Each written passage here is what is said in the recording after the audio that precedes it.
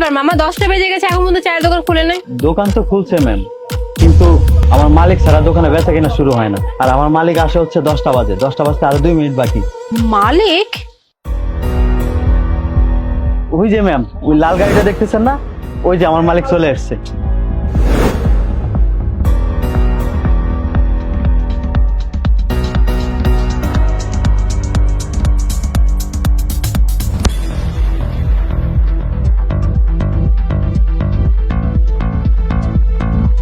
কি ব্যাপার, দেরি করে ফেললাম না তো? না না, আপনি একদম ঠিক টাইমে চলে আসছেন। যাও তুমি।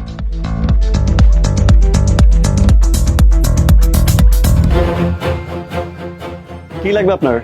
এক কাপ চা।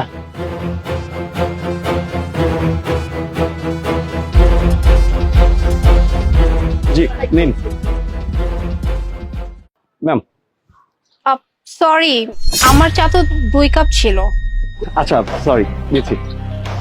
চা না হয় নিলাম, কিন্তু আমার একটা ব্যাপারে একটু খটকা লাগছে। মানে হচ্ছে, এই যে আপনি এত দামি স্যুট পরা, হাতে গোল্ডের ওয়াচ, আবার রোডিস্টার কারে করে আসলেন। আচ্ছা সত্যি করে বলুন তো, এখানে কি কোনো শুটিং চলতেছে? মানে আপনি কি কোনো কিছু প্রমোশন ভিডিও করতেছেন? আসলে ম্যাডাম, প্রথমবার যদি কেউ দোকানে আসে তাহলে সে একটু সারপ্রাইজ হয়ে যায় যে আসলে আমি কিভাবে দোকানদারি করতেছি, এরকম স্যুট টুট পরে কেন দোকানদারি করতেছি। সারপ্রাইজ তো হওয়ারই কথা, কে না সারপ্রাইজ হবে। হ্যাঁ, একটা চায়ের দোকানদার কখনো এরকম গেটআপে থাকে? কখনো থাকে না। আর আপনি কি না এত দামি জামা কাপড় পরে এখানে চায়ের দোকানদারি করতেছেন? আচ্ছা, এর কারণটা কি বলুন তো?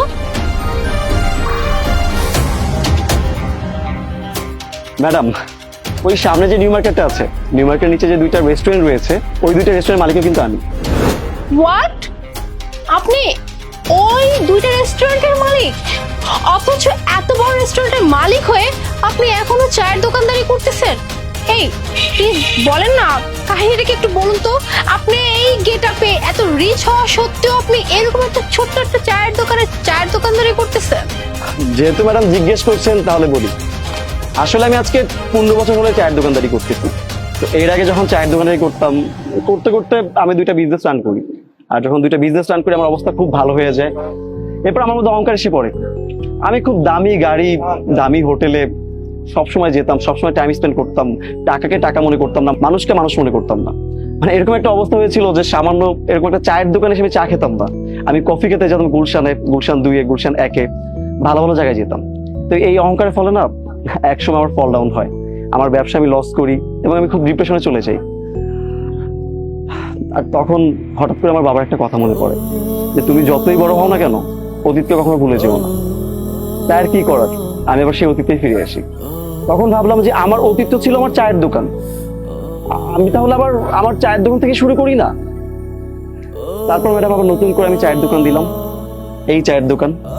এখান থেকে আস্তে আস্তে করে 2টা রেস্টুরেন্টের মালিক। 2টা রেস্টুরেন্টের মালিক হওয়া সত্ত্বেও আমি এখনো চায়ের দোকানে এসে বসি। কেন বসি জানেন? যাতে আমার মধ্যে আর সেই অহংকারটা না ফিরে আসে, আমি যেন আমার অতীতকে মনে রাখতে পারি। আর এই জন্য আমি প্রতিদিন সকাল 10টা থেকে 12টা পর্যন্ত আমার এই দোকানে সময় দিই। আপনি দেখছেন আমার দোকানে কিন্তু কর্মচারীও আছে, বাট আমি না আসার আগে ওরা 1 কাপ চাও বিক্রি করে না। আর আমি এসে প্রথমে সকালে সব কাস্টমারকে সার্ভ করি, এরপর থেকে ওরা বেচা কেনা শুরু করে দেয়। আর 12টার পরে কি করি ম্যাডাম জানেন? 12টার পরে আমি রেস্টুরেন্টে সময় দিই। আমি কিন্তু বিলাসবহুল লাইফও লিড করি, আর সেটা রাতের বেলা। কারণ আমি চাই না আমি আমার অতীতকে ভুলে যেতে। আমি যখন এই চায়ের দোকানে এসে বসি, আমার সেই অতীতের কথা মনে পড়ে যায়, সেই মাটির গ্রান, সেই অতীতের চায়ের দোকান যেখান থেকে আমার শুরু। আমি যাতে আমার অতীতকে ভুলে না যাই। আরেকটা কথা ম্যাডাম, আজকে আমার 2টা রেস্টুরেন্ট আছে, কালকে তো নাও থাকতে পারে, কোনো কারণে ব্যবসায় লস হতে পারে, আগুনে পুরো নষ্ট হয়ে যেতে পারে। আর আমি যদি এখনই বিলাসবহুল লাইফ লিড করি, বাইরে সময় দিই, বড় লোকদের মতো চলাফেরা করি, তাহলে তো আমার মধ্যে অহংকার চলে আসবে। আমি কেন চায়ের দোকানে বসবো?